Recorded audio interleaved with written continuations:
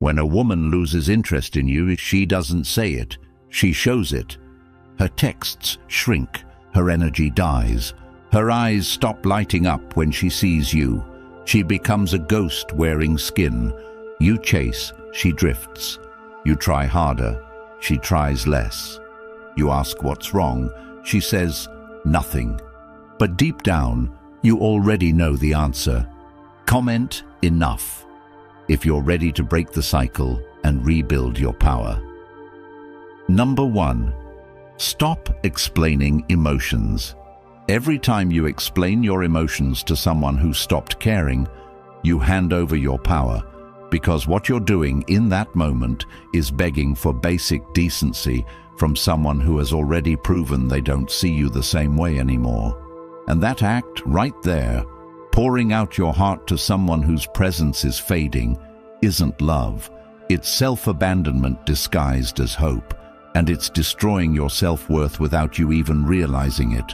Because in your mind, you're trying to fix things, you're trying to be honest, trying to communicate, trying to connect. But in reality, what you're doing is performing for attention that used to be free, trying to speak life into something that's already flatlined. And the more you explain, the less she listens, because she's already emotionally exited the situation, and now you're just background noise. Someone she once found exciting now trying to win her back with logic and feelings she no longer values. And deep down you feel it, the emotional coldness, the forced responses, the way your words get shorter and her patience thinner. And instead of pulling back like you should, you double down, hoping the right combination of words will reignite the spark. But the spark died not because you lacked words, but because she lost respect. And no amount of explanation will bring that back, especially when she already knows how you feel and simply doesn't care anymore. And that's what most people won't tell you. She's not confused. She's just uninterested. And your need to explain is only exposing how far you've fallen from your own standards, from the version of yourself that once held boundaries. Because explaining emotions becomes begging when it's directed at someone who has emotionally checked out. And the worst part is, when you keep doing this, you slowly teach yourself that your feelings only matter when they're validated by the person hurting you. And that cycle keeps you stuck in relationships where you tolerate emotional starvation in the name of love. And the more you try to make her understand your pain, the more she sees you as weak. Not because emotion is weak, but because it's being misdirected at someone who no longer deserves your vulnerability. And here's the truth that sets you free. The people who truly value you won't make you feel the need to explain your worth over and over again. They won't force you to plead for recognition. They won't ignore you until you explode and then accuse you of being too emotional when all you wanted was a consistent connection. And yet here you are, rationalizing disrespect, giving speeches to someone who has already left the conversation, confusing attention with affection, long texts with love, and her temporary replies with real care. And the more you explain, the more you shrink, the more you lose yourself. Because the man who explains too much is the man who fears being left. And when you live in fear, you live in reaction. And when you live in reaction, you forget who you are and what you deserve. And all this time, the problem was never your emotions. It was where you sent them, who you shared them with. Because feelings are sacred, and when you hand them to someone who's indifferent, you end up feeling ashamed for having them in the first place. And that shame mutates into self-doubt, into constant overthinking, into that inner voice that starts asking what's wrong with you, when the truth is, you're just trying to be seen by someone who's already looking elsewhere. So from this moment forward, understand this. If they cared, they wouldn't put you in a position to doubt it. And if they stopped caring, no paragraph can bring that care back. No explanation, no emotional breakdown, no perfectly written message will reverse the disrespect that's already been shown. And the more you explain yourself to people who are emotionally gone, the more they train you to think you need to prove your worth every time love becomes inconvenient. And that's not love. It's emotional servitude, and this is where the internal shift happens. This is where you reclaim yourself, not through confrontation or pleading, but through quiet clarity, through pulling back your energy and no longer explaining who you are to people who don't deserve access to that knowledge, because your value doesn't live in their response. It lives in your ability to walk away when you're being dismissed. And that walk begins not when they say something final, but when you finally realize that someone who wants to stay never makes you explain why you're worth staying for. And from that moment, you start to shift internally first, realizing you don't need to perform your pain, you don't need to sell your soul to buy someone's attention, and you don't need to justify your emotions to someone who clearly doesn't care. And as you internalize that truth, you begin to feel lighter, not because the situation changed, but because you finally saw it for what it is, not what you hoped it would be. And that's the first true step toward freedom. Not revenge, not bitterness, but indifference, where you no longer seek validation from someone who refused to give it, and where your silence becomes a boundary, not a punishment, where your absence becomes a mirror for their loss, not a strategy to manipulate. And in that space, you begin to remember who you were before you started begging for crumbs. Strong, focused, grounded, someone who doesn't explain his emotions to people who trigger them on purpose, someone who doesn't need to repeat himself in hopes of being heard, because when you're truly aligned with your values, your actions do the talking, and your presence does the teaching. And anyone who doesn't get it either never will or never wanted to in the first place, and you let them go, not with resentment, but with peace, knowing that their inability to appreciate your depth was never your flaw. It was their limitation, and your growth begins the moment you stop trying to teach people how to love you and start choosing people who already do. And until then, your silence is your shield, your distance is your power, and your emotions are no longer weapons handed to those who've already proven they'll aim them back at you. And if you're finally ready to live this, to make this more than just a lesson learned the hard way, then the Stoic relationship blueprint was written for you. This is not just a book, it's a mindset reset, packed with timeless Stoic principles designed specifically for men who are done explaining, done chasing, and done doubting their worth. And now it's available as an audiobook, so you can listen while walking, jogging, driving, training, transforming. Every word was crafted to rewire the way you see relationships, power, and yourself. You don't have to read it all at once, you just have to start. And the best part, it's yours forever. Lifetime access, lifetime wisdom. In a world that changes every week, this is one of the few things you'll always be able to return to when you need strength. Tap the link in the comments. Begin the shift. Number 2, detach without drama. When someone stops treating you like you matter, the most powerful move you can make is to remove yourself without trying to explain why, without trying to be understood, without needing them to feel what you're feeling, because the moment you realize you're being treated like a background option while they chase excitement elsewhere, you owe it to yourself to detach completely, not with loud exits or messy confrontations, but with complete internal control, because nothing destroys your self-respect faster than staying connected to someone who clearly stopped caring, but keeps you around just enough to not feel guilty. And that's the game most people play. They don't leave you entirely, they don't close the door, they just keep it cracked open in case their other options fail. And they know you'll be there waiting, explaining, hoping, forgiving. And that's exactly why they stop respecting you. Because you gave them proof that no matter how low they go, you'll stay. And that's not strength, it's self-neglect. And when you detach, truly detach, you do so not for revenge, not to make a point, but because your peace no longer has room for people who feed off your attention without giving anything real in return. And this is where most people fail. They want closure. They want to make the other person understand how much they're hurting, how unfair it feels, how cold the other person has become. But the truth is, anyone who cared wouldn't have created this confusion in the first place. And expecting the person who's hurting you to fix you is like asking the problem to become the solution. It won't happen because their disrespect is not an accident. It's a reflection of how they value you, and when that value drops, nothing you say can bring it back. Only distance can remind them of what they lost. And even then, you don't create space to get them back.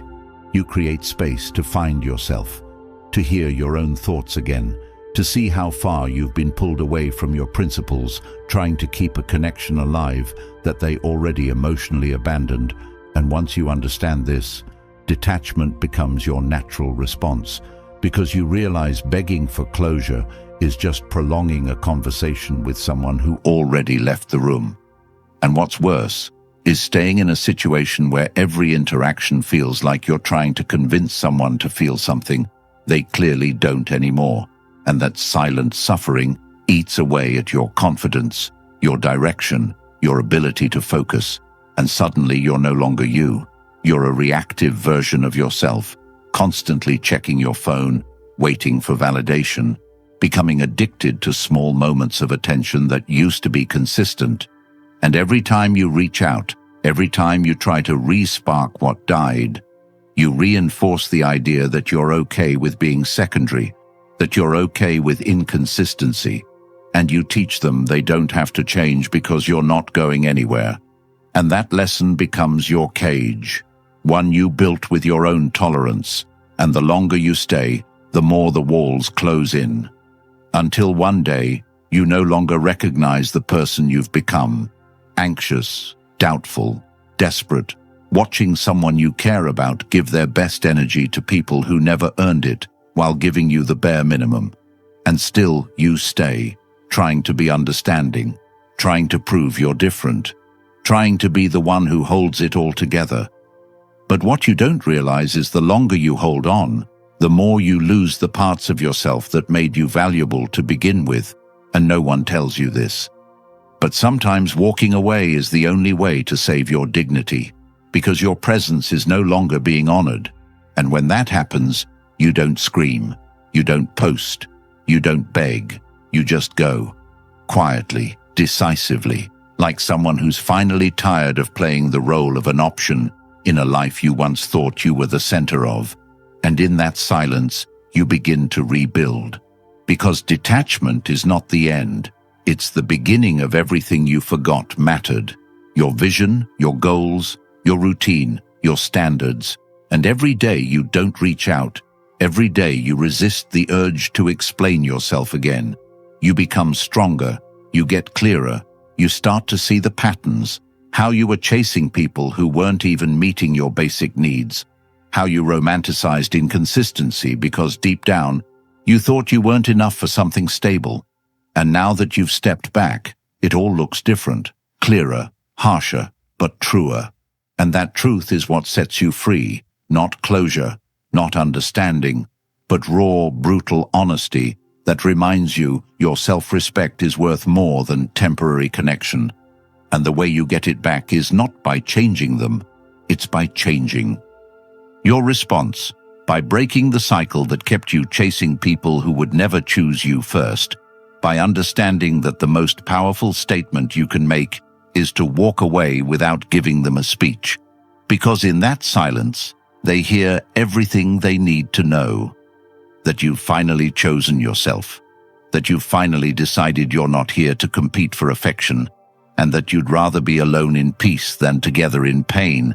And that level of detachment can't be faked. It has to be lived. It has to come from a place so deep within you that you no longer flinch when people leave, because you've seen what happens when you stay too long. You've felt the slow death of self-esteem, the nights spent staring at a phone screen wondering what changed, the anxiety of guessing someone's feelings while ignoring your own. And you're done with that, not because it doesn't hurt, but because it hurts too much to keep doing it. And now you detach, not because you stopped feeling, but because you finally started feeling something stronger. respect for yourself. And with that comes peace, real peace. The kind that doesn't need closure, doesn't need revenge, just freedom. And that freedom begins the moment you understand that anyone who really valued you would never have put you in a position to question it. Number 3, invest in yourself. The reason you feel so broken after someone loses interest in you isn't just about them. It's about the fact that you poured all your energy into something external, and when it left, it took pieces of you with it. And now you sit there wondering why you feel hollow, angry, tired, restless, unmotivated. But it's because you outsourced your identity to a relationship that was never built to sustain it in the first place. And that's why the only path forward isn't chasing her back or proving your worth to someone who couldn't see it. It's turning inward and realizing that the person you've been neglecting the longest is yourself. And the irony is that while you were trying to prove you were worth keeping, you let yourself go. You stopped being curious about your own potential, stopped holding yourself accountable, stopped building, growing, pushing yourself, because everything became about keeping her happy, keeping her close, keeping her interested. And now that she's gone or emotionally pulled away, you don't know what to do, because the man you were before her doesn't exist anymore. And that's the root of the pain. Not just the loss, but the fact that you feel like a stranger in your own skin, and no one tells you this. But the only way to recover your identity isn't to find someone new or numb yourself with distractions. It's to rebuild from the ground up, with brutal honesty and relentless consistency. And it starts small, with your body.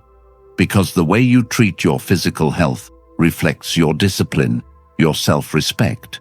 And if you're waking up late, skipping meals, scrolling for hours, avoiding the gym, eating garbage, drinking to cope, and doing nothing to demand more from yourself physically, you're not just losing muscle or energy, you're training your brain to believe that you're not worth effort, that your comfort is more important than your potential, and that becomes your reality, one small excuse at a time. And if you want to transform, you have to break that pattern with aggressive action. And I don't mean waiting for motivation. I mean writing down a plan and following it like your life depends on it. Because in a way, it does. And that plan isn't supposed to be perfect or impressive. It just needs to be real. Wake up at the same time every day, even when you don't feel like it. Train your body with intensity. Eat food that fuels you, not numbs you. Stop running to short-term highs and build systems that create long-term results. Because every time you show up for yourself, even in small ways, you remind your mind that you are worth it, that you don't need someone else's attention to feel valuable, that you can generate your own momentum without being told you're good enough. And this applies to your mind too. Your mind is either building you or breaking you, depending on how you feed it. And most of you are feeding it garbage, distractions, social media, comparison, entertainment that keeps you passive instead of education that makes you powerful. And it shows in the way you hesitate to make decisions, in the way you second-guess your instincts, in the way you seek permission to act like the person you know you could be. And that stops now, because the truth is, you're not broken, you're undisciplined, and that's a fixable problem. But it starts with awareness, and that awareness comes from silence, not scrolling, from stillness, not stimulation, from learning how to sit with your pain long enough to hear what it's trying to teach you. And most of you won't do it because it's uncomfortable. But comfort is the cage you built to survive rejection, and now it's suffocating your greatness. And the only way out is through discomfort, through showing up for yourself when no one's clapping, through doing the boring, repetitive work that makes you stronger than your feelings. And that's the difference between the life you want and the life you have. It's not talent, it's not luck, it's self-investment. It's the habits you build when no one's watching, the choices you make when you feel like giving up, the standard you refuse to drop even when it feels like no one cares. And yes, it's lonely, and yes, it's hard, but the alternative is worse. Staying the same, hoping people come save you, hoping she notices your pain, hoping the world hands you something you didn't earn, and that life leads to resentment, bitterness, and regret. Because deep down, you know what you're capable of, and ignoring that truth every day is a betrayal far worse than any heartbreak. And this is why investing in yourself isn't about aesthetics or achievements. It's about identity, about becoming someone you can respect when you're alone with your thoughts, about creating a life so full, so focused, so elevated, that the version of you who once begged for someone to stay couldn't even recognize who you've become. And the path to that version isn't complicated. It's just uncomfortable, and that's the entire game. Can you delay your gratification long enough to build the version of yourself who doesn't need external validation to feel whole? And it's not about perfection. It's about progression, about showing up every day with intention, about putting effort into the things you can control and letting go of the things you can't. Because when you start building yourself from the inside out, your energy changes. Your presence becomes more focused. Your boundaries get sharper. Your tolerance for nonsense drops. And people start treating you differently. Not because they changed, but because you finally stopped tolerating anything that distracts you from your purpose. And this shift doesn't need approval. It needs execution. And that execution is a daily practice, one where you constantly refine who you are. One decision at a time, one workout at a time, 1 hour of focused work at a time, until your life becomes a reflection of the values you've been preaching. And you no longer need to talk about self-respect. You live it, and people feel it when you walk into the room. And that feeling is built, not found, earned, not given. And the moment you understand that, the moment you internalize that every setback, every heartbreak, every betrayal is an opportunity to double down on yourself instead of folding, you become untouchable, not in the sense that nothing hurts you, but in the sense that nothing stops you, because now you've seen what happens when you neglect yourself and you refuse to go back. And that's the edge, that's the standard. And from this moment forward, your life becomes about alignment, about putting your energy only into the things that grow you, serve you, and challenge you. Because now you understand that the person you're becoming is far more important than the people who walked away. And your job isn't to chase, it's to create habits, environments, and mindsets that pull you forward no matter who stays or who goes. Because the mission is bigger than the memory. The vision is louder than the voice that tells you to quit. And when you live like that, you stop chasing relationships that drain you and start attracting situations that reflect your new standard. And that's how you win, not by proving your worth to others, but by becoming someone who doesn't need to. Number 4, raise your standards. Every time you allow someone to treat you below the level you deserve, you're silently telling yourself that you're okay with it. And what's worse is the fact that when you stay in places where the bare minimum is being fed to you like a reward, you start confusing survival with satisfaction, and suddenly you're calling breadcrumbs a meal and telling yourself, at least they stayed, when the truth is they didn't. They just never fully left, and you never fully asked them to. And that limbo you're living in, that emotional gray zone, that zone where you wait for energy that used to be effortless, is where self-worth goes to die, because deep down you feel it. Every time she replies hours later with one-word responses, every time you initiate all the conversations, plan all the dates, carry the connection on your back like it's your responsibility to maintain her interest, and still you hold on. Still you defend her to yourself, to your friends. Still you lie about how good things are because admitting the truth would mean admitting that you accepted far less than you give. And that's the issue. Not her behavior, but your tolerance. Not her disinterest, but your justification of it. And this is the uncomfortable truth most avoid. People don't treat you based on what you deserve. They treat you based on what you allow. And when your standards are low, your experiences will match that. and you can't expect royalty while living with peasant boundaries, because your reality is a reflection of your bottom line. And if your bottom line is, as long as she doesn't leave, then you've already left yourself. And that self-abandonment becomes your pattern, where you trade your voice for peace, your time for hope, your attention for scraps of affection. And what's dangerous is how normalized it becomes, how quickly you adjust to being undervalued because it's easier than facing the truth. And the truth is brutal.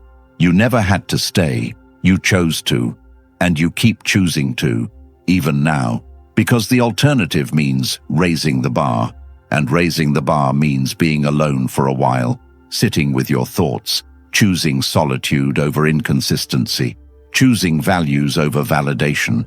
And most people can't do it, not because they don't want more, but because they've built an identity around being understanding. And that identity is their trap, because being understanding becomes an excuse for accepting behavior that disrespects them. And so they shrink, hoping if they just love harder, wait longer, stay quieter, the person on the other end will finally step up. But they don't. Because why would they? There's no consequence, no boundary, no requirement, just access. And that access is free. And anything that's free is rarely respected. So you have to ask yourself, not how do I get people to treat me better, but how do I become the type of person who doesn't even entertain what drains them? And that starts with setting a line, a real one, not the fake kind people post about online, but the kind that actually shifts your life. The kind where if someone pulls back, you don't chase, you match it with grace and silence. Where if someone forgets your value, you let them go so they remember it in your absence. Not because you want them back, but because your self-worth doesn't allow anything else. And that shift changes everything, because now you're living by a code, not emotions, and that code dictates who gets your time, your energy, your access. And suddenly, you're not reacting anymore. You're selecting, you're moving with intention, filtering with precision, and people start noticing. Some get uncomfortable, some get angry, some say you've changed. And they're right, you have. Because you're no longer begging for effort, no longer explaining why basic respect matters. And that version of you, the one who used to tolerate disrespect in the name of love, is dead. Not because you stopped caring, but because you started caring more about yourself. And that care looks like discipline, looks like silence, looks like walking away from temporary pleasure to protect long-term peace. And once you've tasted that peace, you don't go back, you don't settle. Because you understand now that every time you allow inconsistency into your space, you make your life harder, your mind louder, your focus weaker, and you're done with that. Done shrinking for people who don't stretch for you, done bending over backwards just to be noticed, done sacrificing your dignity for proximity. And when you raise your standards, people fall away. Good, they weren't built for the version of you you're becoming. And if being alone is the price of keeping your self-respect, you pay it gladly, because being alone with peace is better than being surrounded by people who make you question your worth. And what's crazy is how fast your life transforms when you stop tolerating less, when you stop saying yes out of fear and start saying no from strength, when you stop explaining yourself to people who already made their decision. Because now your life isn't about being liked, it's about being aligned.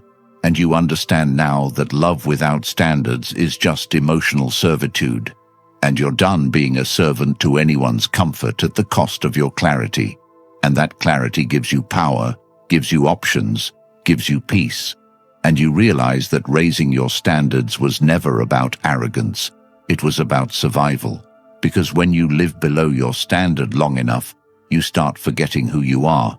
And once you forget, others define it for you. And they'll always define you as less than what you are, if that benefits them. So you take the pen back, you rewrite your role, and you play it like someone who knows their value, not someone who needs to be reminded, because you are the reminder now, and every action you take tells people what you allow, what you'll tolerate, and what you expect. And if they can't meet you there, they don't belong in your space. No exceptions, because your energy isn't free anymore. Your presence isn't default anymore. And the version of you that settled, that begged, that accepted less than they gave, that version had to die for you to live the way you were meant to. And from now on, every room you walk into knows your standards before you open your mouth, because your discipline speaks louder than your words, and your absence teaches more than your presence ever could. And that's the level you rise to, not just for relationships, but for life. Number 5. Become unrecognizable. The only way to truly take your power back from someone who lost interest in you is to become the version of yourself that they can no longer recognize. Not because you've changed your haircut or upgraded your wardrobe or bought something shiny, but because you've evolved so far beyond the person you were when they disrespected you that your existence no longer fits the world they placed you in.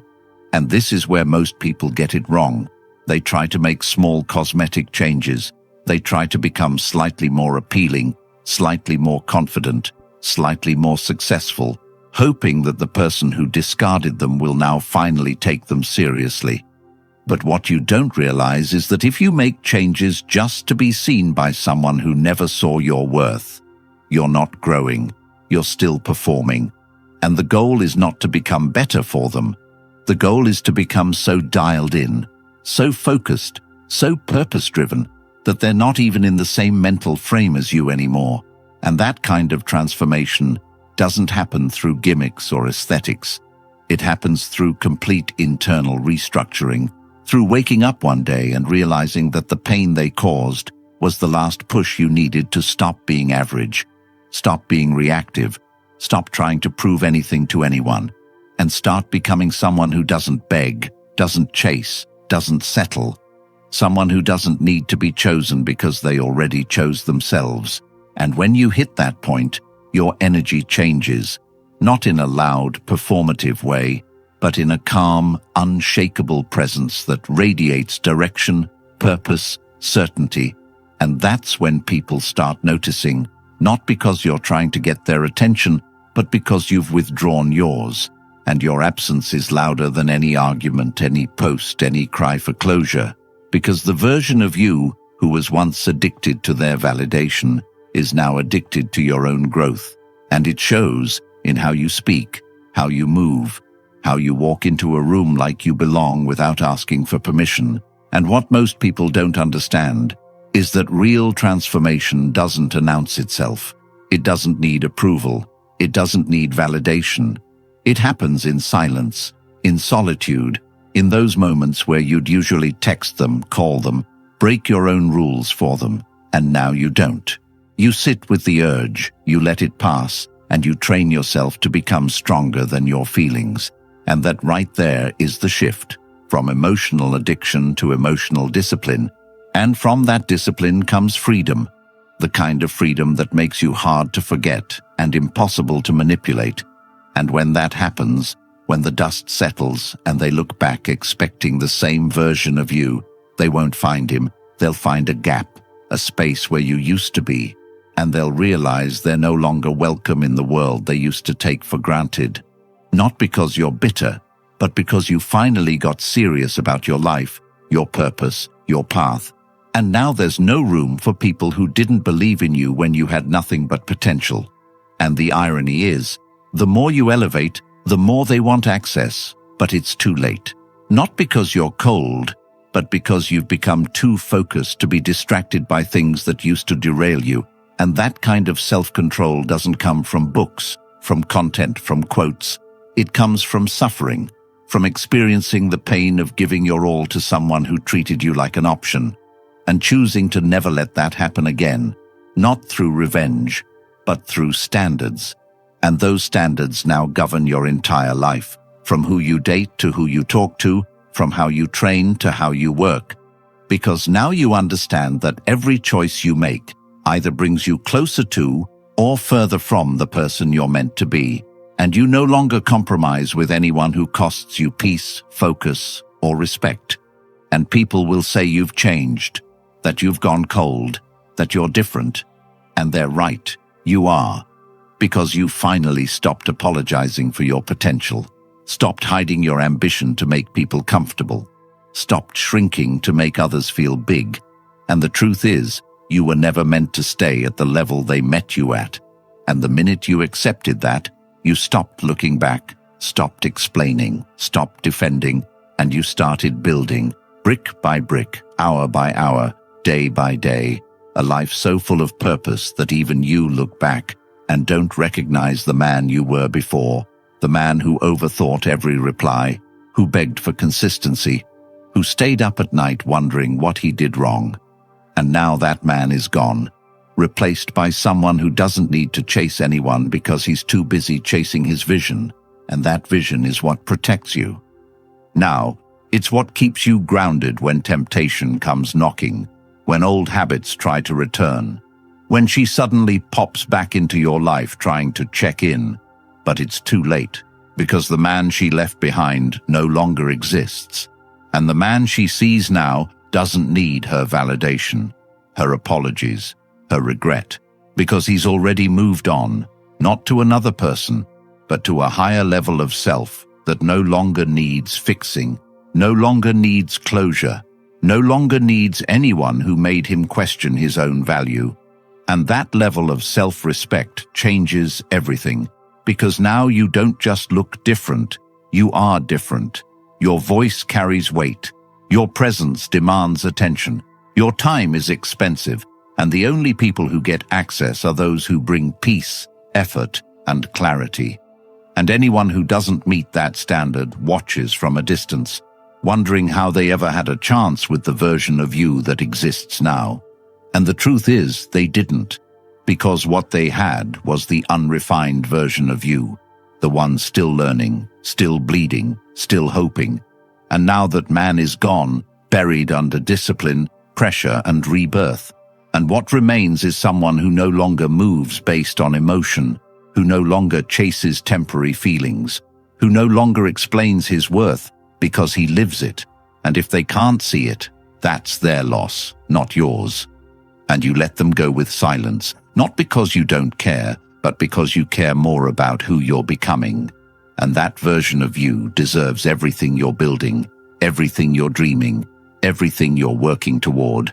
And the price of becoming that person is letting go of anything that reminds you of who you were before the pain turned you into purpose, before the disrespect turned into direction, before the heartbreak turned into hunger.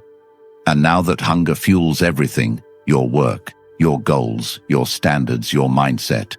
And from this moment forward, you walk like someone who doesn't need to be explained, because your results speak for you, your presence speaks for you. And if they ever wonder what happened to the man who used to wait, who used to chase, who used to beg, they'll realize too late. He became someone they never deserved in the first place. They don't want you to have this. They want you silent, confused, overthinking texts, explaining your worth to people who never earned access. They want you weak, apologizing for having standards, chasing approval, living in regret. But the Stoic relationship blueprint changes all of that. It's a reality reset, packed with timeless Stoic principles that will tear the mask off everything you thought love was and show you what self-respect really looks like. And now, you don't even have to read it.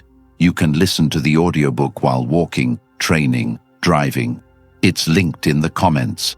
If you're ready to finally take your power back, comment, "I reclaim my power."